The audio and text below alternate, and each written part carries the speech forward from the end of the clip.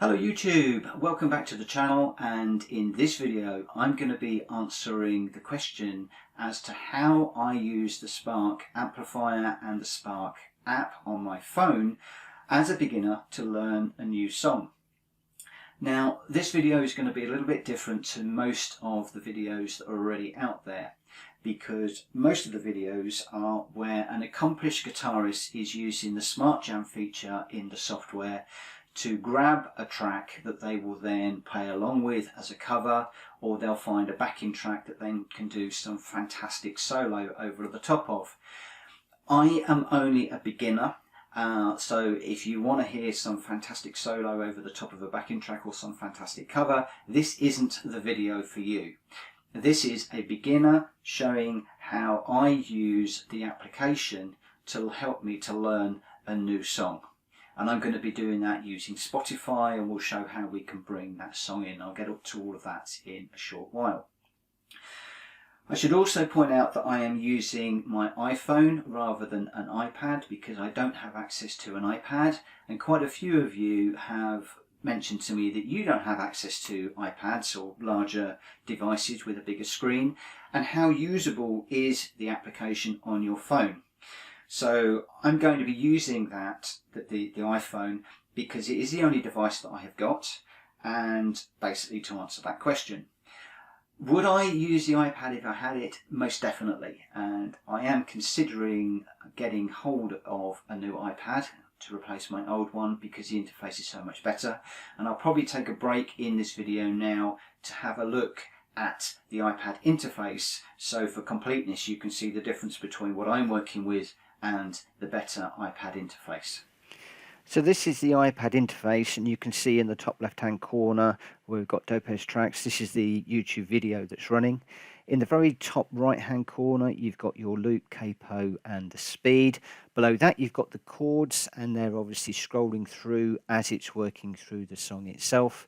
And in the bottom half of the screen you've actually got the song itself with all the measures and the bars. And the bar that's highlighted in red is the bar that you are currently playing, and you can see where the chord changes are coming up. So you can see a lot more of the song going forward than you can in the iPhone, and for that reason I think that this interface is better than the iPhone.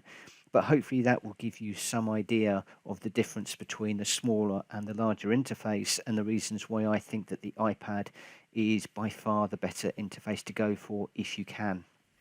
Now I should point out that although I'm using the phone, it does work very well, and there are actually some advantages to it because it's very small and you can use the application without an amplifier. I can actually just grab my guitar, plug my headphones in, and I can be jamming along to a backing track or practicing the looping section that I'm working on very quickly and very easily without having to have an iPad. So I do find the iPhone very, very useful for that. It's a really nice feature. Now I mentioned that a lot of the people online are using the Smart Jam feature within the software. Let me just show you how most people are using that. So if I go into the Spark application, I'm not actually going to connect to my amp for this part of the video. And if you click on the notes at the bottom, that would take you into the Smart Jam part of the software. And in here, underneath, there are a whole load of different songs that you can pick. So if I just come down to blues, for instance, I'll grab the first one. And I'm just going to pause that for a moment. So the interface on the phone is at the top. The software has gone out to YouTube to find a video, and then it will start to play that video for you. Underneath that you've got a list of all of the chords that are in the song, and you can quickly just scroll through all of those and you can see, okay, I know all of them, but actually I don't know, these are all fairly straightforward chords in this song actually, but let's say we were to get to an exotic chord that you don't know, then you'll be able to learn that using the chord diagram. So maybe you didn't know the D5, you can see there the fingering for that particular chord. You would then learn that so that when it came up in the song you would know how to play it. If we then play the actual video, As it's going through at the bottom, you'll see the bars or the measures, and on those bars and measures it will show the chord that you need to play. So that's a C chord, and as you get to that it will change the chord diagram, it will scroll that over so you can very quickly and easily see which chord you need to be playing. So we're coming up for the D minor,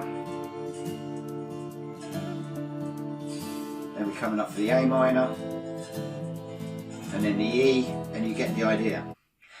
Now, one of the other questions that a lot of people have asked me is this little module in the application, can it be used to learn the strumming pattern? Does it show you the strumming pattern? And also, other than just the chords, does it show you the notes that you need to play, so if you're following along to a lead? No, it doesn't show you the strumming pattern, and no, it doesn't show you the individual notes. This is all about really the sort of rhythm and the chords. So if you want to learn those, then you're going to need to go onto a video and just pick up the strumming pattern and the rhythm from that. And obviously if you then wanted to learn the notes for the lead part, then you're going to need to go onto a lesson and look at the tablature, etc. Now I should point out, when I start doing the demo part of this and how I'm using it to learn the song, those of you that follow me will know that I hate chords. I don't get on with those very well, so I'm not actually going to be using the chords. I'm actually going to be using this to play a backing track that I'm going to play along to, or I'm going to loop a part of the track so that I can then play the notes over the top, and it's going to be the intro to Bon Jovi. Right, so let's just come out of there, and what I'm going to do is I'm going to try and show you how I use this software with Spotify to learn a new song.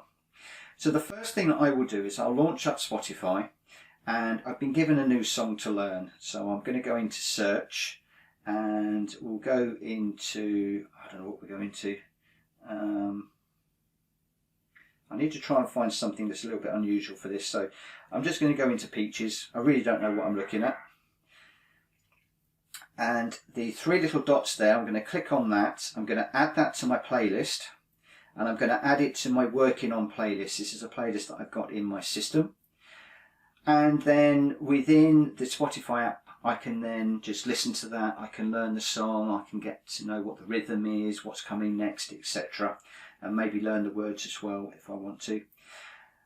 But what I'm going to do is I'm going to drop back into the Spark application. Now, I'm not connected to my Spark amp at the moment. I will do that in just a moment. But what I'm going to do is I'm going to click on the profile button. And so actually, before I do that, I'm going to click on the three lines at the top there to go into Spotify. And I want to click on Working On. And then that will automatically come across to the profile. And then that will give me all of the working on, or the songs that I've actually got in working on. Now unfortunately, everything that I've chosen in here has already been analysed. If the song hasn't already been analysed, let me just see if I can find one. Okay, that was quite difficult to try and find one. You'll find that most of the songs, a lot of the songs that you actually bring into the application have already been analysed. It's actually quite difficult to find one that isn't, but you'll see here that Storm Baby has got at the bottom there request analysis. If you then click on request analysis, that will then go away and it will analyse the chords for you. It normally does take a little bit of time, but once it's actually gone through and it's analysed them, it's actually going through quite quickly, then it will show you the chords that you need to play. Now for the Bon Jovi one that I'm going to use, I've already done that, so I'm just going to come out of there and just close that out. So if we go into Bon Jovi, we've got Bon Jovi, You Give Love a Bad Name.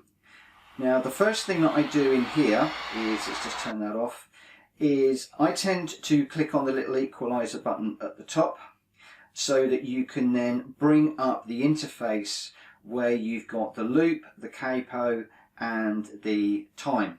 Now the time that you can have is you can have it running at full speed, you can have it running at half speed, or you can have it running at 0.08, and it's 0.08 when I'm actually playing this at the moment. Now the other thing that I want to do is normally I just want to practice a part of the song. So I'm just going to click onto loop there, and you get these little sliders. And what I'm going to do is I'm just going to drag this slider down, and I'm going to pull it down to just after the first part of the intro, and I'll bring it to the first part, just the end of where the intro words are. And then I'm just going to hook up my guitar. Okay, so just set up the loop again, the loop area. I'm playing this at 0.8, and let's just see how we go. So it's going to loop through that initial intro. The playing isn't going to be great, but we'll see how it goes.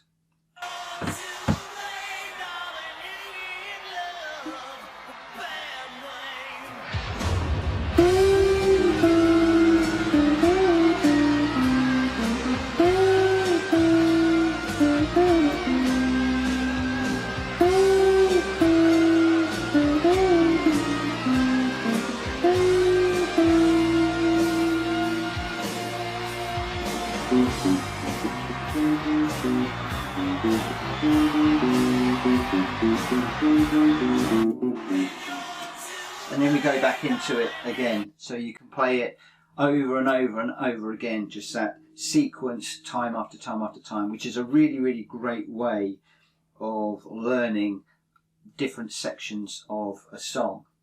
Right, so just to show that you can play this without your Spark amp, I'm just going to plug my guitar into my little Blackstar practice amp. The phone is no longer connected to the Spark amp, so I'm just going to just check the volume. It's a bit loud, take that down a bit. That will do. So then we'll start that playing again. Let's take it up to 0.8.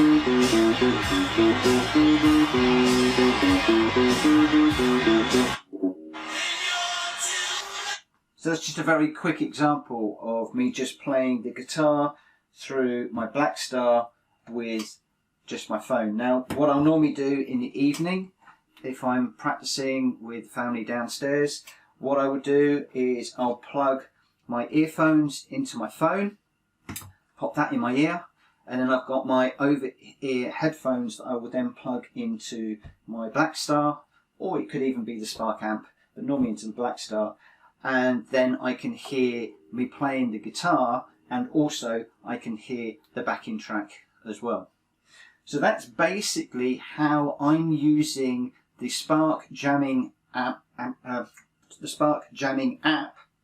in the Spark application to help me to learn Bon Jovi, and I'm going to be using that to learn other songs. And you can see how you can do it with the Spark amp. So you could grab your favourite tone to be jamming along to, if there's a good one in the tone cloud, or you could just be using your practice amp, or if it's late at night and you don't even want to be using an amp, you could just be using the guitar with the phone. So I hope that this video has been useful. I'm sorry it's a little bit disjointed and a bit bouncy around. It was quite a difficult one to put together, but hopefully after the editing it will come good. If you like the video, I would really appreciate a thumbs up, and potentially leaving a comment for me would be absolutely brilliant. And if you want to see more videos of my guitar journey, learning to play the electric guitar, and maybe other Spark videos, because I am getting questions about the Spark amp all the time, then please remember to hit the bell button and you'll get notifications. In the meantime, thank you very much for watching. We're back in lockdown in the UK and other places around the world. So stay safe, stay well, and I look forward to seeing you on another video coming very soon. Thanks so much for watching. Take care. Bye bye.